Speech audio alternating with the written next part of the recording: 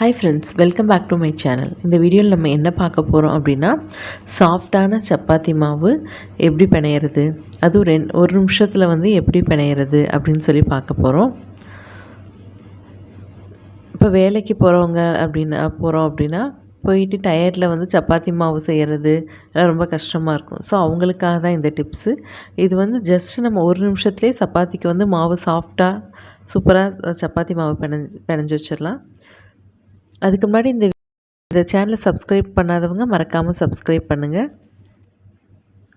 கூடவே பக்கத்தில் இருக்க பெல் ஐக்கானே கிளிக் பண்ணிடுங்க. ஸோ அதுக்கு என்ன பண்ணோம் அப்படின்னா, ஒரு மிக்ஸி ஜார், அந்த மிக்ஸி ஜார் கொஞ்சம் அகலமாக இருக்கிற மாதிரி எடுத்துக்கோங்க.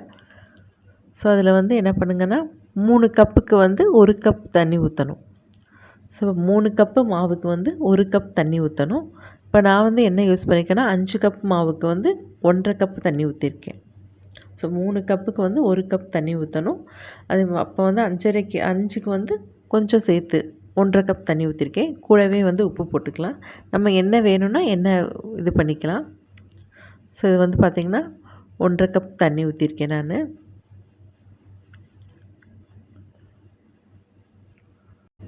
இது கூடவே வேணால் நம்ம 2 ஸ்பூன் ஆயில் ஊற்றிக்கலாம். ஸோ இதை என்ன பண்ணுங்கள், மிக்ஸி ஜாரில் வச்சு ஜஸ்ட்டு ஒரு 20 செகண்ட் நீங்கள் இது பண்ணாலே போதும், உங்களுக்கு கிரைண்ட் பண்ணாலே போதும். ஜஸ்ட்டு 1ல் வச்சு இது பண்ணுங்கள். ஒரு 5 செகண்ட்ஸ் பல்ஸ் மோடில் வச்சு இது பண்ணுங்கள். ஸோ பல்ஸ் மோடில் வச்சு கிரைண்ட் பண்ணிங்கன்னா உங்களுக்கு நல்லா சாஃப்டான சப்பாத்தி மாவு கிடைக்கும். இப்போ பார்த்தீங்கன்னா சப்பாத்தி மாவு ரெடி ஆகிடுச்சு. நான் இந்த பதத்தில் எடுத்துக்கிறேன். நீங்கள் வேணால் கொஞ்சம் உங்களுக்கு ட்ரையாக இருந்த மாதிரி இருந்துச்சுன்னா இன்னும் கொஞ்சம் தண்ணி ஆட் பண்ணிக்கோங்க. ஸோ ரொம்ப குழன்னு இருந்துச்சுன்னா உங்களுக்கு மாவு ஆட் பண்ணிக்கோங்க. ஸோ அவ்வளோதான் ஃப்ரெண்ட்ஸ், நம்ம சப்பாத்தி மாவு ரெடி ஆயிடுச்சு. ஸோ நீங்கள் அதுக்கேற்ற மாதிரி ரொம்ப குழன்னு இருந்துச்சுன்னா நீங்கள் சப்பாத்தி மாவு பிணையிறப்ப இன்னும் ரொம்ப குழன்னு இருக்கும். அதனால் ஓரளவு ட்ரையாகவே சப்பாத்தி மாவு எடுத்து வச்சுக்கோங்க. ஸோ அவ்வளோதான் ஃப்ரெண்ட்ஸ், நமக்கு இதை கையால் ஒரு 2-3 தடவை பிசைஞ்சு விட்டால் நமக்கு சப்பாத்தி மாவு ரெடி ஆகிடும்.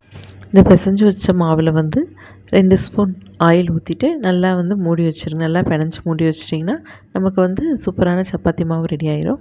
ஸோ இந்த வீடியோ உங்களுக்கு பிடிச்சிருந்தா லைக் பண்ணுங்கள், ஷேர் பண்ணுங்கள், மறக்காமல் சப்ஸ்கிரைப் பண்ணுங்கள். தேங்க்ஸ் ஃபார் வாட்சிங்.